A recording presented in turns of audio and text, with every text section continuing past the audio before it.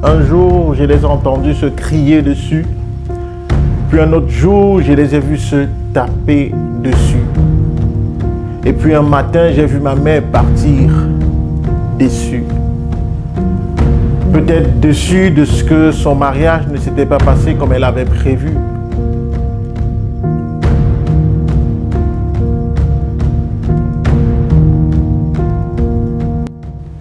À quoi ressemblerait ta vie si tu étais plus persuasif, plus influent et plus charismatique? Salut à tous, je suis Brice Kamgang, storyteller et coach en art oratoire. Je suis également le champion d'Amérique du Nord 2020 au concours d'expression orale avec le Toastmasters International. Quel est le rapport qui existe entre un couple et la prise de parole en public? Avant de répondre à cette question, je vais te suggérer de faire trois choses. La première chose va consister à aller télécharger ton guide de la prise de parole en public. Il est là, 5 étapes pour réussir ta prise de parole en public. La deuxième chose que je vais te suggérer de faire, eh bien, c'est de t'abonner sur cette page, sur cette chaîne, si ce n'est pas encore le cas. La troisième chose que je vais te suggérer de faire, eh bien, c'est de rester jusqu'à la fin de la vidéo, parce que j'ai une surprise pour toi. Un jour, je les ai entendus se crier dessus. Puis un autre jour, je les ai vus se taper dessus. Et puis un matin, j'ai vu ma mère partir déçue. Peut-être déçue de ce que son mariage ne s'était pas passé comme elle avait prévu. Peut-être déçue de ce que l'homme qui lui avait promis monts et merveilles était devenu quelqu'un d'autre. Peut-être déçue de ce que elle n'avait pas su peut-être gérer son mari. De l'une ou de l'autre hypothèse, j'en suis sûr de rien. Mais ce dont je suis sûr, c'est que ma mère est partie. Elle est partie ce jour-là et je l'ai revue seulement 24 ans plus tard. Comme la plupart des couples à travers le monde, mon père et ma mère se sont séparés quand j'avais l'âge de 5 ans. Et cela a été très difficile pour moi. Vous pouvez imaginer un enfant qui grandit sans sa mère, c'est pas évident. J'ai ainsi grandi avec mes challenges, avec mes difficultés, chose qui n'a pas été évidente du tout. Et en 2013, lorsque je me suis fiancé avec celle qui allait devenir mon épouse, ma charmante épouse, eh bien, je suis tombé sur un article, cet article-ci, qui révélait qu'une étude avait été menée et montrait que 65% des couples se séparent à cause de la mauvaise qualité de la communication. J'ai vu que la communication était au cœur de toute relation. Et à la veille de mon mariage, j'ai reçu un cadeau. Un cadeau venant de mon frère et ami Cyril Yombo. Yombo m'a remis ce cadeau qui n'était rien d'autre qu'un livre. Ce livre, Les langages de l'amour, du docteur Gary Chapman. Lorsque j'ai parcouru ce livre qui était si riche, je me suis rendu compte que le docteur Gary Chapman avait identifié 5 langages de l'amour. Selon lui, c'est la manière dont il fallait communiquer avec la personne avec qui on était en couple. Parce que lorsqu'on communiquait de cette manière, la personne se sentait aimée. Et il a donc identifié 5 éléments, comme je le disais, 5 langages. Et l'un des langages, c'était les paroles valorisantes. Il dit qu'il y a certaines personnes qui se sentent aimées lorsque vous leur donnez des paroles valorisantes, lorsque vous les appréciez, que ce soit l'homme ou la femme.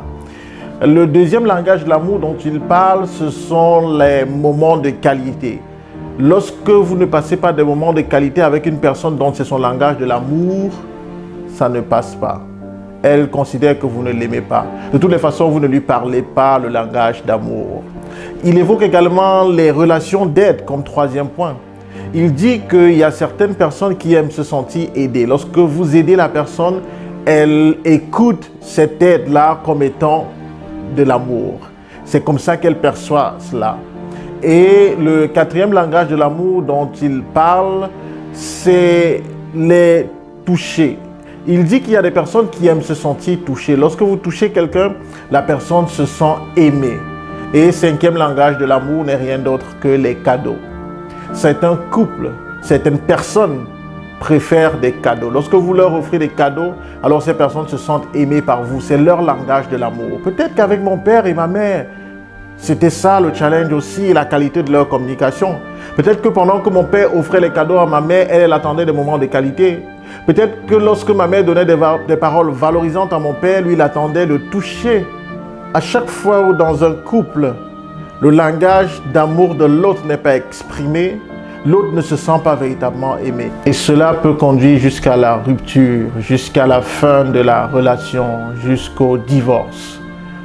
Simplement parce que vous ne connaissiez pas le langage d'amour de l'autre, ou alors vous le connaissiez et vous ne l'avez pas pratiqué, vous ne l'avez pas exprimé.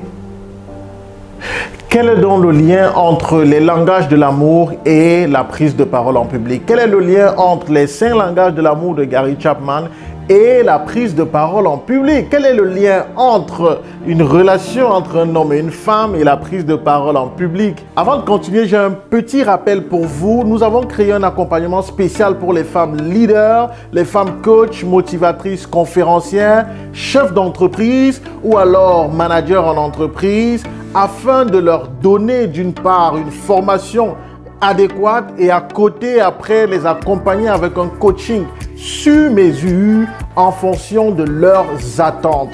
Si vous êtes intéressé par cette offre spéciale Femmes Leader, contactez-nous à l'adresse kajibris@gmail.com. Si vous voulez goûter aux délices de notre savoir-faire, comme le font en ce moment de nombreuses femmes leaders, contactez-nous.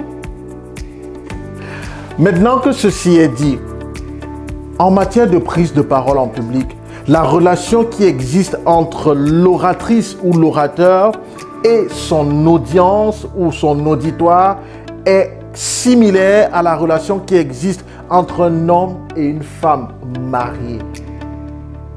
En effet, lorsque vous venez prendre la parole en public, lorsque vous venez parler devant des gens, la première chose à faire, c'est de savoir à qui vous vous adressez. Quelle est votre audience? Quelle est la manière dont vous pouvez la classifier? Est-ce que c'est un groupe de femmes? Est-ce que c'est un groupe d'hommes? Et là, on ira selon le sexe. Est-ce que c'est un groupe de top managers, directeurs, vice-présidents d'entreprise? Ou alors ce sont des ouvriers? Est-ce que ce sont des adultes? Ou alors ce sont des enfants? En fonction de la catégorie, en fonction de votre audience, vous devriez adapter votre discours selon leurs attentes, selon leur langage de l'amour. Et donc, si on revient au sein langage de l'amour de Gary Chapman, vous pourrez par exemple, en fonction de l'audience, être quelqu'un qui va beaucoup prononcer des paroles valorisantes à l'endroit de cette audience-là. Tenez, vous pouvez par exemple, lorsque vous posez une question et que l'audience répond, même si c'était une question rhétorique, tout de suite que vous les encouragez, que vous saluez cela, que vous leur avanciez des paroles valorisantes en fonction de l'audience. Ça peut être que vous avez affaire à des gens qui sont dans l'attente, qui sont dans un besoin précis. Et qu'est-ce que vous leur faites? Vous leur offrez par exemple un cadeau, comme je vous offre là, mon guide de la prise de parole en public, les 5 étapes pour réussir votre prise de parole en public. Vous pouvez avoir affaire à une audience qui a besoin de votre chaleur et donc vous pouvez vous permettre de les toucher, c'est-à-dire de serrer la main tout au moins à quelques personnes, ou alors si le groupe n'est pas très élevé, vous pouvez serrer la main à tout le monde. Encore une fois, tout dépend. Tout dépend de l'audience.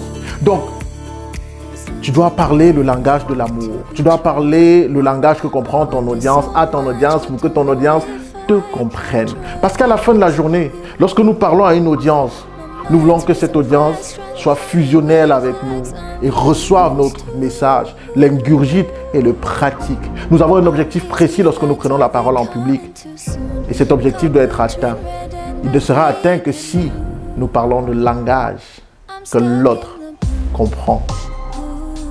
Mon père et ma mère se sont séparés, sans doute parce que l'un et l'autre ne parlaient pas le langage qu'il fallait. Et cela a été difficile pour nous. Aujourd'hui, je m'en sers pour vous transmettre ce message. Mais ça n'a pas toujours été facile. Searching for a reason for why you'd love a chip design. Aren't you listening to me now? Screamed all my secrets, why don't you leave them? Ooh.